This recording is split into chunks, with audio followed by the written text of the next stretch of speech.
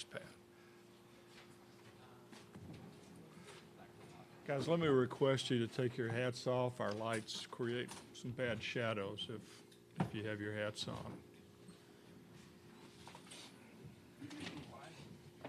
Thank you. Once again, same rules. Please turn off your cell phones or put them on vibrate. No flash photography, no video in this room. And we'll start with a comment from Coach Casey. Well, crazy game, long day. I thought our guys came out really prepared after the rain delay. We were kind of scuffling again out of the chute. Got a big hit out of Tyler Malone. I really appreciate the way they hung with it and got themselves a win. Okay, we'll open it up first for questions for the student athletes. Please wait for a mic and then identify yourself, your affiliation, and to whom you're directing the question. Kendall. Kendall Rogers, D1 Baseball. This could be for Tyler or Kyle. During that rain delay, obviously you guys hadn't played that great up to that point. Was there anything that you guys or any of the players kind of said during the rain delay that kind of got this team zoned in a little bit? You want to go? Tyler. Yeah, we got together. We played a little game called Mafia. It's a little game that we play together. We had a little bit of fun, some good vibes. We listened to some good music. And before we went out, Nick got the guys up. I mean, he's been our leader, so he gets us going. So he talked to us, and, we came out ready to play with some energy. So it was good. Also, Joe Casey did a 30 bubblegum piece challenge and stuffed 30 pieces of gum in his mouth. So his cheeks were like out to here. He looked like a chipmunk. That kept it pretty loose, but that was fun too. So. What exactly is Mafia? You got a mafia, you got a sheriff, and then you have a doctor. So the mafia choose. Townspeople. There's There's townspeople too. townspeople. So then the mafia chooses who they want to kill or take out of the town, and the sheriffs try to determine who is in the mafia, and then the doctor tries to save, and then there's an open discussion. So it gets pretty heated. Yeah, it's pretty fun. A lot of debates. Oh, okay. I can't see who, right back here in the back. Tony Boone, Omaha World Herald. I'm challenging my memory here because it was a long time ago, but Tyler, you had a long time to think about that plate appearance when you guys are down a run. Yeah. What kind of went through your mind during the rain delay, and how did you approach that trip to the plate, considering what was on the line at that point? Yeah. I mean, I've really, especially over the past 2 years, I've just really kind of engulfed the role that I'm in and really truly understanding, what I could do to help my team. And, even though I haven't been playing that much recently, I have to understand that, my name could get called upon whenever. But, I've really, over the past couple months, I've really brought God into my life. And, he's given me that strength, and I was just waiting for it. So when I was going up to that plate, I just kept running through my head, I could do all things through Christ who strengthens me. And, he was there and carried me through, so. Okay, right here. Bob Lundeberg, Corvallis at Times. Kyle, take us through that at-bat that led to that bomb. Yeah, I took a pretty big swing at one of the pitches, kind of pulled off of it. Kind of same thing that happened in the regional when I hit a home run. Case just told me stay inside the ball, and so I got a pitch out of the plate, and I really tried to just stay through it and finish more towards the right field, and just kind of flew out. Luckily, the wind wasn't blowing like it had been. So. Okay, next question. Yes. Yeah, Pat Worsey with the New York Times. This is for Kevin. While your teammates are stuffing gum in their mouths and deciding who they want to knock off, you had 4 hours to kill between pitching and then coming back. I mean, how did you stay loose, and how did you convince Coach Casey that you were up to come back into the game? Well, I was playing Mafia with him too, but kind of He was taking people out. in between, just doing some dynamic stuff, keeping the legs loose, and doing some shoulder routines, and riding the bike that we have in the training room, and just keeping the blood pressure up, and kind of just went from there. I mean, our trainer kept coming and asking me like, "Hey, feeling good, staying loose, all that stuff," and kept saying, "Yeah, I feel great," and just him. Coach Case and Yeski said, all right, go out in there and get it done. So that's what we did. And they picked me up and got some runs and then played some defense, and that was it. Okay, Mitch. Mitch Sherman from ESPN.com. Any of you guys? Somebody mentioned that Nick spoke to you during the delay. Of course, he's your captain. Just wondered what the message was. Have an idea what Coach Casey would tell you there, but what did you hear from your one of your peers? I mean, he just talked about, there's a lot of guys in our locker room, it's win or go home at this point, and there's a lot of guys that would never put this uniform on again. And it means a lot to us, and a lot of people don't really understand it until you play here and you're around Case and you're around this program. So that's something that's motivating for us. We don't want to go home, and there's some guys in that locker room that are never going to play a baseball game again, and that's including myself and Jack, and so that's what motivates us, and that's kind of what his message was, is just strictly compete. Okay, next question. Okay, Mike. Mike Lanana, Baseball America. Kyle, last year with the surgery, obviously you weren't able to participate with this team in the run they went on. How difficult was that, and how rewarding was it for you tonight to be able to come through with a big moment like you did? Yeah, I mean, it was difficult, probably one of the toughest things I've done in my life, which is probably a good thing. There's a lot of people that have gone through a lot harder things than I have, So, I mean, I just, tried to continue to work and, put in the time in the weight room, and, that really helped me. I put on some, good muscle and kept hitting, and, that's what motivates me too as well. People are motivated by different things, and, it hurt to watch because you want to be out there and play with your brothers, and, I finally get to do it, so. Okay, any more questions for the student athletes? Guys, we'll excuse you. Get ready for whenever we play again. Yes, sir. Yes, sir. Thank you. Thank you. We'll let them clear through, and then we'll have questions for Pat. We can start with you, and go ahead. Ken Go with the Oregonian. Pat, you had the bases loaded there when they called the rain delay. How did you feel going into the rain delay, and how concerned were you, with the way your team would handle it, given that you were in a pretty good situation when the rain delay was called? Yeah, you probably would prefer that momentum we had going to let him get to the plate.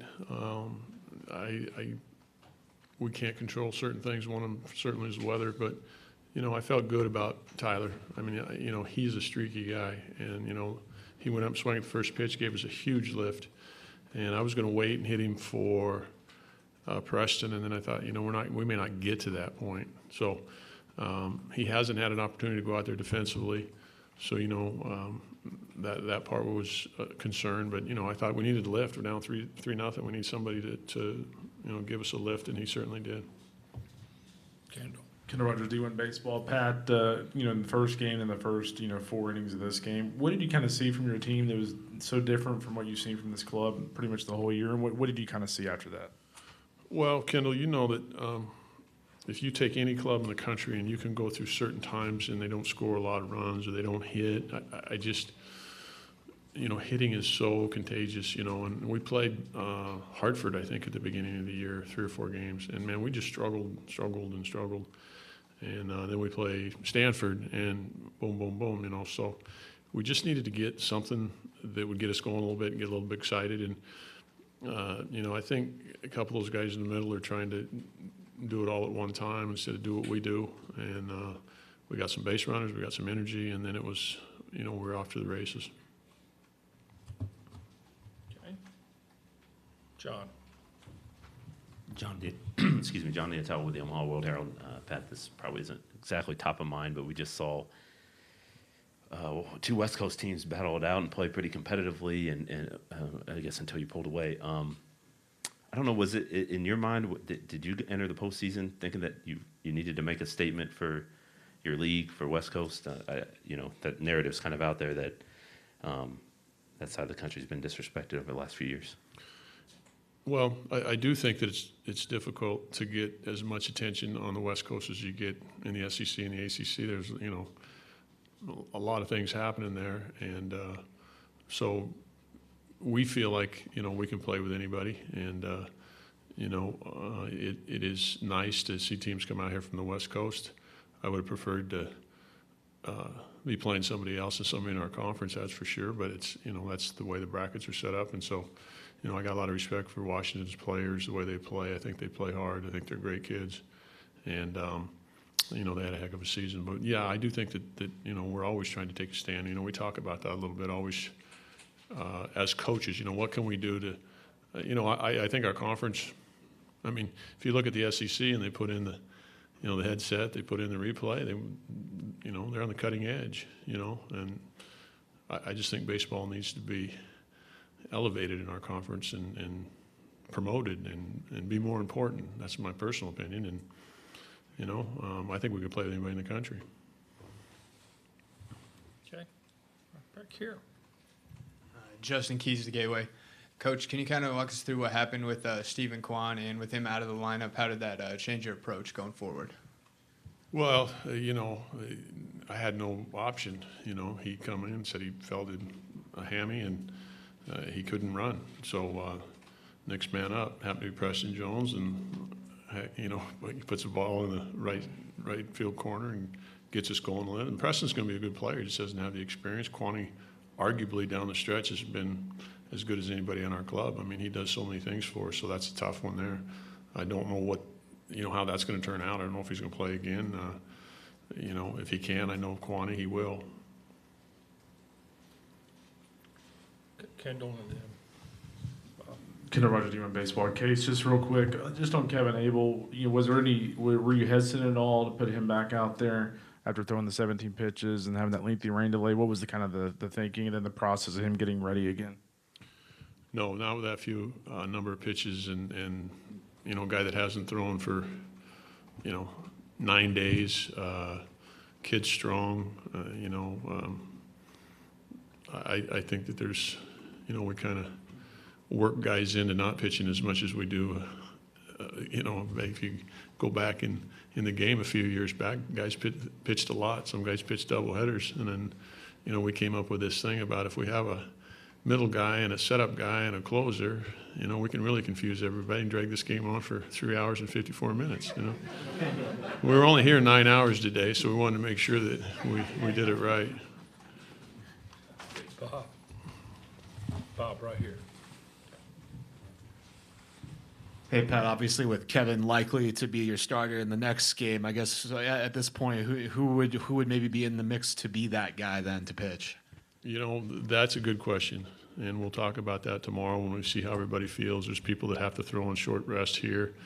Abel would have been the guy had we been in a situation that he could have.